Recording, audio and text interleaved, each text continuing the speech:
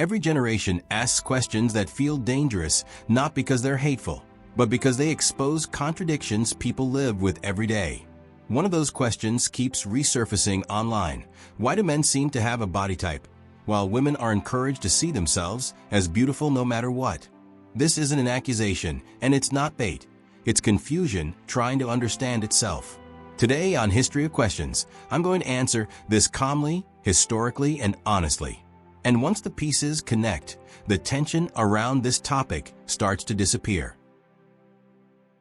This question didn't come from nowhere. It formed slowly through modern dating culture, social media, and years of simplified messaging colliding with lived experience. Men often feel sorted, ranked, and filtered by traits like height, build, confidence, and status, while women are surrounded by messages centered on self-acceptance and unconditional beauty. When these two experiences meet in comment sections, people assume hostility where there is mostly misunderstanding.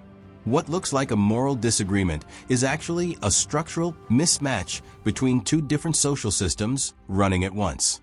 To make sense of it, we need to rewind far past dating apps and influencer culture. To understand the mismatch, the first thing we have to separate is beauty from attraction, because history never treated them as the same thing. Beauty is a value judgment, emotional, cultural, and personal, while attraction is behavioral and selective. People can recognize beauty without wanting, choosing, or pursuing it.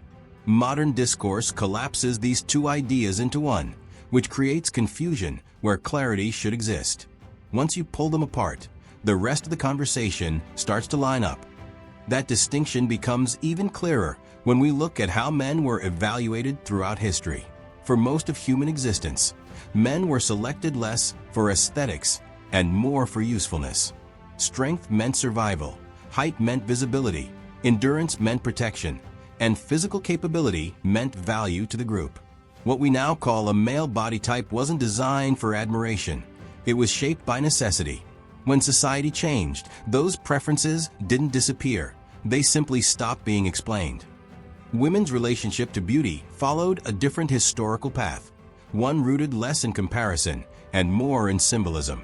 Beauty in women became tied to fertility, continuity, and social cohesion rather than direct competition. Over time, beauty shifted from something women competed with into something women were expected to embody. That transformation slowly turned beauty into identity rather than selection criteria. And identity-based traits function very differently from competitive ones. Women's relationship to beauty followed a different historical path, one rooted less in comparison and more in symbolism. Beauty in women became tied to fertility, continuity, and social cohesion rather than direct competition. Over time, beauty shifted from something women competed with into something women were expected to embody. That transformation slowly turned beauty into identity rather than selection criteria.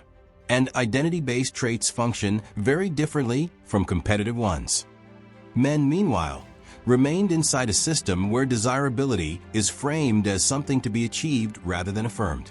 They are encouraged to improve, build, earn, grow, and compete. Traits like height, income, fitness, and confidence act as gates rather than encouragement. Men aren't usually told they're beautiful. They're told to become attractive. That difference shapes how men experience rejection, pressure, and self-worth. Social media intensified all of this by turning validation into visible metrics. Women often receive affirmation in the form of likes and praise, while men receive evaluation through silence, comparison, or ranking. Neither experience is easy, but they create very different internal narratives. One reinforces identity, the other reinforces performance. When these two narratives collide online, misunderstanding becomes inevitable. This question keeps going viral because it touches a contradiction people feel but can't easily explain. It challenges feel-good language without denying self-worth. That tension creates engagement, arguments, and endless comment threads. Algorithms amplify it because confusion spreads faster than clarity. But confusion doesn't mean the question is wrong. It means the explanation is missing. The honest answer, once everything is connected, is surprisingly simple. Men have body types, because attraction still operates through comparative selection. Women are encouraged to view beauty as inherent rather than conditional.